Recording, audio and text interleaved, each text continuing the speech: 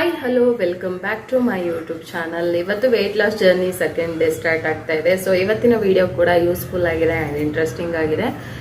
ಎಲ್ಲೂ ಸ್ಕಿಪ್ ಮಾಡಿದೆ ವಿಡಿಯೋನ ನೋಡಿ. ವಿಡಿಯೋ ಇಷ್ಟ ಆದರೆ ಪ್ಲೀಸ್ ಲೈಕ್ ಮಾಡಿ, ಶೇರ್ ಮಾಡಿ, ಕಮೆಂಟ್ ಮಾಡಿ. ಸಬ್ಸ್ಕ್ರೈಬ್ ಆಗದೆ ನೋಡ್ತಾ ಇದ್ರೆ ನನ್ನ ಚಾನಲ್ಗೆ ಸಬ್ಸ್ಕ್ರೈಬ್ ಮಾಡಿಕೊಂಡು ವಿಡಿಯೋನ ನೋಡಿ ಇದೇ ಥರ ಸಪೋರ್ಟ್ ಮಾಡಿ ಅಂತ ಕೇಳ್ಕೊತೀನಿ. ಈಗ ಸೆಕೆಂಡ್ ಡೇ ಹೇಗಿತ್ತು ಅಂತ ಹೇಳಿ ನೋಡ್ಕೊಂಬನ್ನಿ.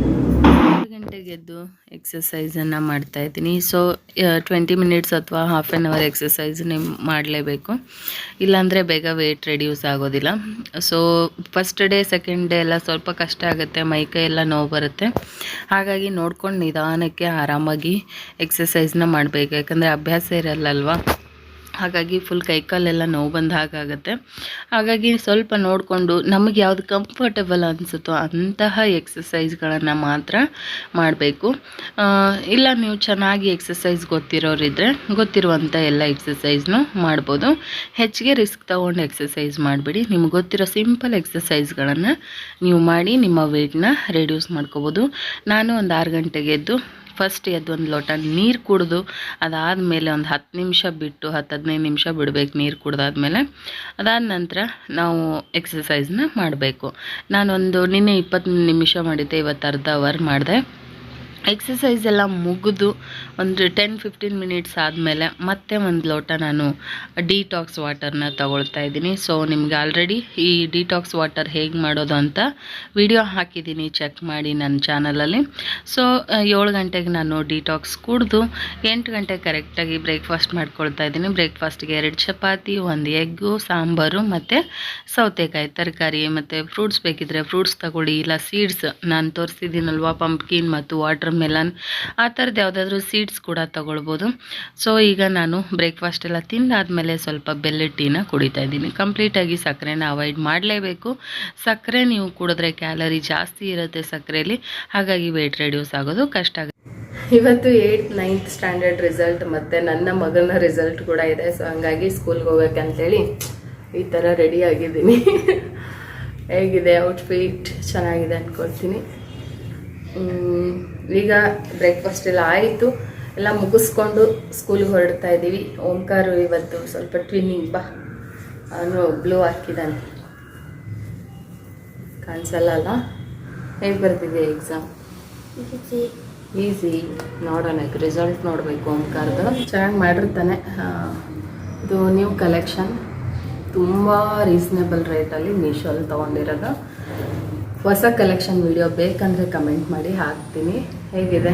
ಸಖತ್, ನನಗಂತೂ ಇಷ್ಟ ಆಯಿತು. ಇದು ಕೂಡ ಬೇರೆ ಸೆಟ್ ಇದು, ಇದ್ರ ಜೊತೆ ನೆಕ್ಲೆಸ್ ಬಂದಿದೆ. ಸೊ ನಾನು ಈ ಮಾಂಗಲ್ಯ ಚೈನ್ ಹಾಕೋದ್ರಿಂದ ಇದ್ರ ಸೆಟ್ ಹಾಕ್ಕೊಂಡಾಗ ಅದು ತಿರುಗ್ತಾ ಇರುತ್ತೆ. ಸೊ ಉದ್ದ ಮಂಗಲ್ಯ ಸರ ಹಾಕಿದಾಗ ಈ ಸೆಟ್ ಹಾಕ್ತೀನಿ, ಇದ್ರ ಜೊತೆ ಬಂದಿರೋ necklace. New collection jewels video ಬೇಕು ಅಂದರೆ ಕಮೆಂಟ್ ಮಾಡಿ, ಖಂಡಿತ ಇತ್ತೀಚೆಗೆ ರೀಸೆಂಟಾಗಿ ನಾನು ಬೈ ಮಾಡಿರುವಂಥ ಕಲೆಕ್ಷನ್ಸ್ನ ತೋರಿಸ್ತೀನಿ ಒಂದು ವಿಡಿಯೋದಲ್ಲಿ. ನಾ ಚಾಪ್ ಮಾಡೋದೆಲ್ಲ ಮೀಶೋ ಅಲ್ಲಿ.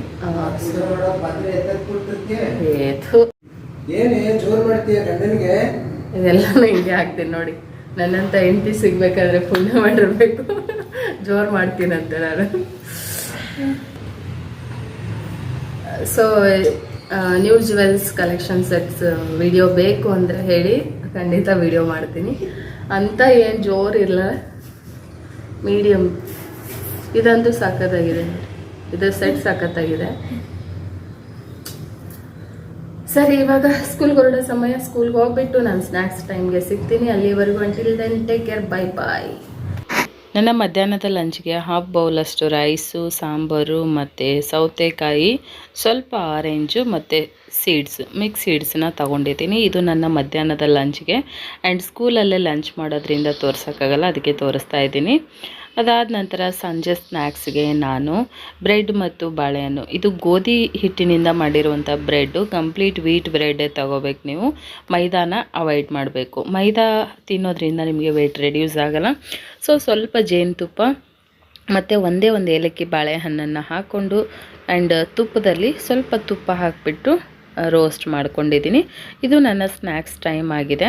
ಸೊ ಸ್ನ್ಯಾಕ್ಸ್ಗೆ ಈ ಥರದ್ದೇನಾದರೂ ನಾವು ಪ್ರೋಟೀನ್ ಇರೋ ಅಂಥದ್ದು, ಫ್ರೂಟು, ತರಕಾರಿನೋ ಅಥವಾ ಜ್ಯೂಸ್ಗಳು, ಜ್ಯೂಸ್ ಆದಷ್ಟು ಹಾಲನ್ನು ಅವಾಯ್ಡ್ ಮಾಡಿಬಿಟ್ಟು ಜ್ಯೂಸ್ ಮಾಡ್ಕೊಳ್ಳೋದು ಒಳ್ಳೆಯದು.